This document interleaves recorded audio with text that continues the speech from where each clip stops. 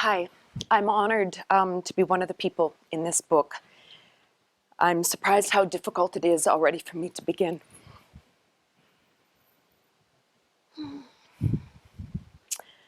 I want to open with a quotation from Jung. This piece was composed over a period of being chronically ill, and the piece only completed after a few years. And I've been ill, extremely ill, for about 4 years. So the quotation: "The cure for suffering, which is the collision of consciousness with unconsciousness, is not to be submerged in unconsciousness, but to be raised in consciousness and to suffer more. The evil of suffering is cured by more suffering, by higher suffering. Do not take opium, but put salt and vinegar in the soul's wound, for when you sleep and no longer feel the suffering, you are not. And to be, that is imperative. Do not then close your eyes to the agonizing sphinx, but look her in the face and let her seize you in her mouth and crunch you with your 100,000 poisonous teeth and swallow you. And when she has swallowed you, you will know the sweetness of the taste of suffering." My piece begins with scraps of journal writing during the time. And during this time, I suffered significant brain damage. And that not only took away my capacity to read and write, but it also destroyed my personality, a lot of my relationships, and stripped an academic life that I had spent many years and many sacrifices choosing. Somewhere towards the end of my section, I pose a few questions for the reader. What do we know of another's life except through empathy, en pathos, in feeling? Only through an empathetic sensing of the other, a capacity to feel and to share the other's presence, might we glimpse another's life, and not by a collapse or a reduction of feeling into a definition, a categorization or pathology. Even to allow oneself to feel into such darkness for some is too much. How does one speak of a feeling of nothingness and have it held, witnessed?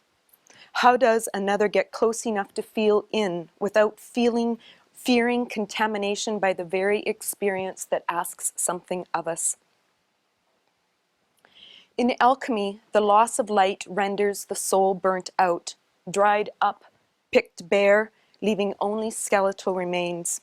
The black sun, blackness, putrefaction, modificatio, the negredo, poisoning, torture, killing, decomposition, rotting, and death all form a web of interrelations that describe a terrifying, if most often provisional, eclipse of consciousness or of our conscious standpoint. This blackness or negredo is part of the initial process in alchemy and makes a descent into the unconscious. It belongs to the operation of mortification, which literally means killing, and refers to the experience of death.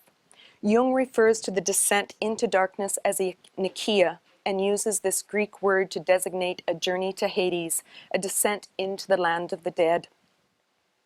So during this time, it was very difficult to talk to people about it because it wasn't just brain trauma and injury. It was also an illness. It was also a psychological descent. And so it wasn't easily addressed either physically or psychologically. I only knew that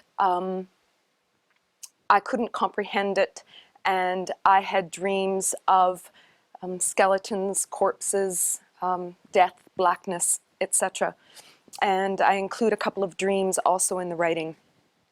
The one book I read by Stanton Marlin called The Black Sun was the only text that gave me any sense that this was a collective experience and that maybe I would survive. So here's another passage from the section. "Here is where I currently live, the land of black. The blackest black receded to the borders, but I am still in this place." Gloria Anzaldúa wrote, that when pain, suffering, and the advent of death becomes intolerable, Kwakatul, the earth, opens and plunges us into its maw, devours us. I am reminded of the initial image of the Sphinx's 100,000 poisonous teeth and Jung's advice to look her in the face and let her crunch you. Shamans, indigenous people, and those who have not abandoned the ancestors and spirit world believe that when the underworld god and goddesses call upon you, there is no escape. To understand the dark truths of such a beckoning requires a return to the earth, a swallowing by the Sphinx, a burial in the Mud Mother. Like Hades, traditional peoples believed in a life-giving goddess of the underworld, known variously as Hecate, Erishkigal, Kwakatul, Oya, Kelly, and other names, and she has been simply called the hag who resides in an ancient ancestral cave awaiting the inevitable return of the ill and the haunted who seek restoration, noting that there is no escaping the calling, the caves, the mud mothers, no escape. She embodies the law of ruthless necessity, the regulatory force of nature. On a personal level, her presence is experienced as fate, and the physical limits and requirements of our living as painfully evident in extremes of both the bodily and the psychological kind. Here's my encounter with the hag. She came to me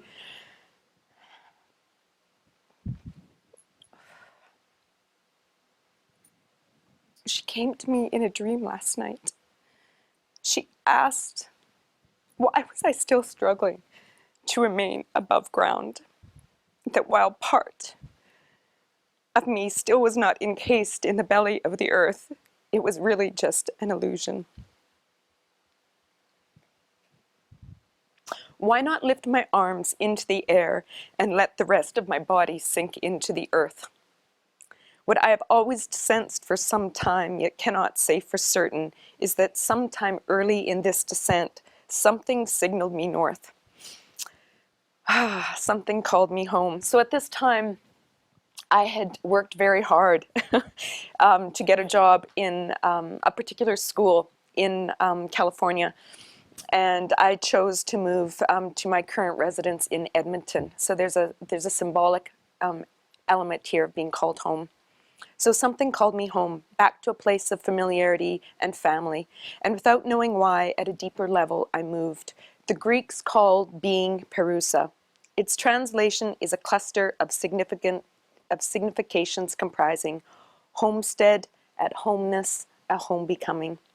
It is to this ground that one must strive to come home, a return to true self, which requires that one enters an abyss deeper than hell itself, the process and goal of authentic being. Many years ago, I heard a phrase that has stuck with me since. All sickness is homesickness, and its inversion, all healing is coming home.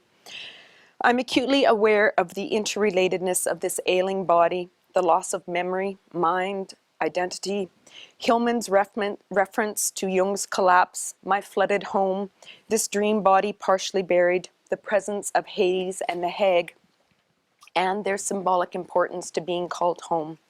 Home for me literally resonates with this thick black hummus of the Saskatchewan farm. It symbolizes a life lived closely with nature, her rhythms, beauty, and cruelty. Life lived closely with seasons and the moon, letting one's pulse resonate with the waxing and waning of light.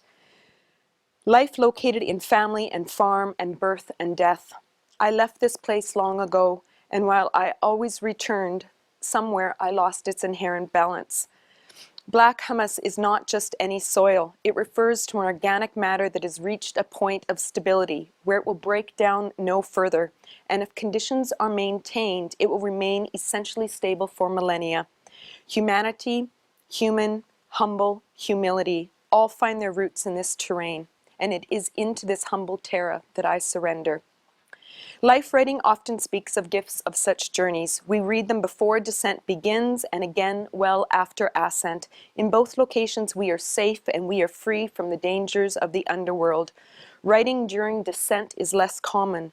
We do not often write of the hell and agony, destruction and loss that are experienced during these times. Similarly, we do not often find pleasure in reading them either.